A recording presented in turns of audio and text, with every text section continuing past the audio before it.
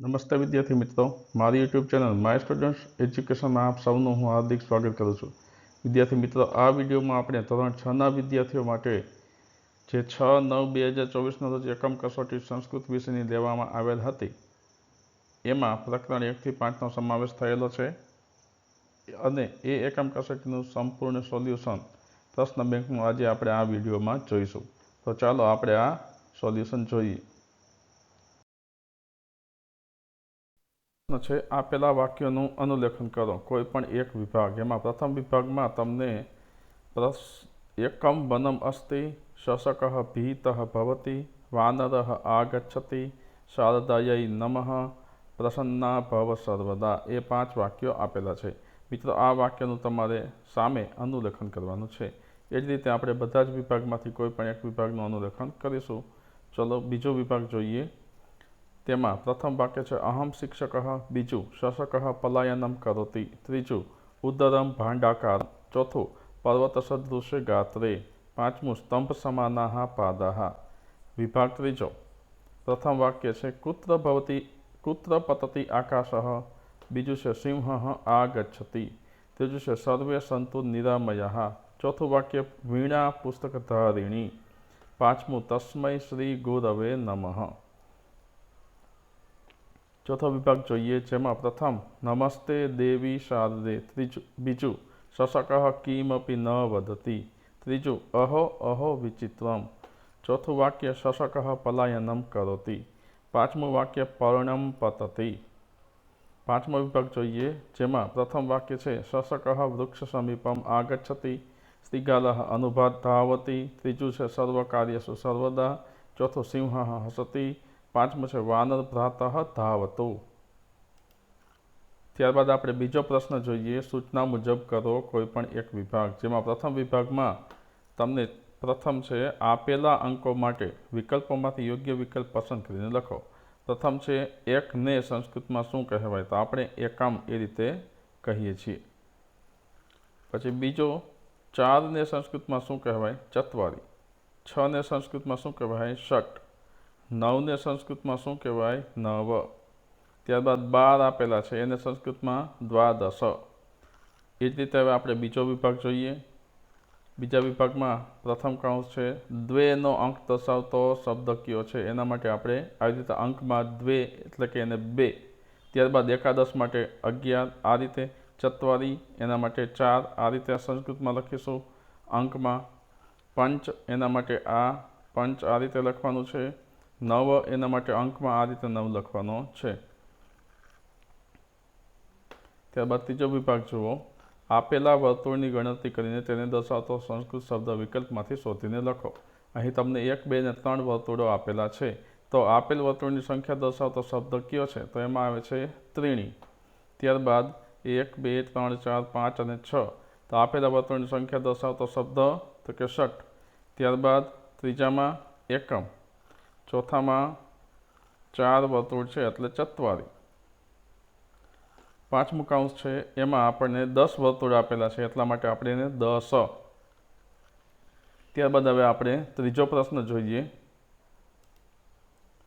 પ્રશ્ન ત્રીજો છે આપેલ નીચેના શબ્દો માટેનો સંસ્કૃત શબ્દ આપેલા વિકલ્પોમાંથી પસંદ કરીને લખો. કોઈ પણ એક વિભાગમાં તમારે જવાબ આપવાનો છે. પ્રથમ વિભાગમાં પ્રથમ છે જંગલ શબ્દને સંસ્કૃતમાં શું કહેવાય? તો બી વનમ. ડરેલો શબ્દને સંસ્કૃતમાં શું કહેવાય? ભીતઃ. ફૂલ શબ્દને સંસ્કૃતમાં શું કહેવાય? પુષ્પમ. ઘેટું શબ્દને સંસ્કૃતમાં મેષઃ. વાંદરો શબ્દને સંસ્કૃતમાં શું કહેવાય? વાનરઃ. બીજો વિભાગ જોઈએ. હાથી શબ્દને સંસ્કૃતમાં હસ્તી. પેટ શબ્દને સંસ્કૃતમાં શું કહેવાય? ઉદરમ. દાંત શબ્દને સંસ્કૃતમાં દંતઃ. દેડકો શબ્દને સંસ્કૃતમાં મંડુકઃ. તાળું શબ્દને સંસ્કૃતમાં તાલઃ. ત્યારબાદ ત્રીજા વિભાગના પ્રશ્નો છે. ઝાડ શબ્દને સંસ્કૃતમાં શું કહેવાય? ઉત્તર આવે છે વૃક્ષઃ. સિંહ શબ્દને સંસ્કૃતમાં શું કહેવાય? સિંહઃ. લસણ શબ્દને સંસ્કૃતમાં શું કહેવાય? લસુનમ. દાંતરડું શબ્દને સંસ્કૃતમાં શું કહેવાય? લવિત્રમ. થાળી શબ્દને સંસ્કૃતમાં શું કહેવાય? સ્થાલિકા. ચોથો વિભાગ જોઈએ, એમાં પ્રથમ છે સસલું શબ્દને સંસ્કૃતમાં શું કહેવાય? તો જવાબ આવે છે સસકઃ. પાંદડું શબ્દને સંસ્કૃતમાં શું કહેવાય? પર્ણમ. સરસવ સંસ્કૃત શબ્દને સંસ્કૃતમાં શું કહેવાય? સરસપઃ. કાન શબ્દને સંસ્કૃતમાં શું કહેવાય? કર્ણમ. ચમચી શબ્દને સંસ્કૃતમાં શું કહેવાય? એનો ઉત્તર છે ચમસઃ. ત્યારબાદ આપણે પાંચમો વિભાગ જોઈશું. તેમાં પેન્સિલ શબ્દને સંસ્કૃતમાં શું કહેવાય? અંકની. બસ શબ્દને સંસ્કૃતમાં શું કહેવાય? લોકયાનમ. સાપ શબ્દને સંસ્કૃતમાં શું કહેવાય? સર્પઃ. શિયાળ શબ્દને સંસ્કૃતમાં શું કહેવાય? શ્રીગાલઃ. આકાશ શબ્દને સંસ્કૃતમાં શું કહેવાય? આકાશઃ. ત્યારબાદ ચોથો છે પ્રશ્ન સૂચના મુજબ કરો કોઈ પણ એક વિભાગ. એમાં પ્રથમ વિભાગ છે, એમાં આપેલા ક્રિયાપદોનો ઉપયોગ કરી ઉદાહરણ પ્રમાણે સંસ્કૃત વાક્યો બનાવો. ઉદાહરણ તમને આપેલું છે, એક છે ગાયતી, તેની ઉપરથી વાક્ય બનાવ્યું છે રમેશઃ ગાયતી.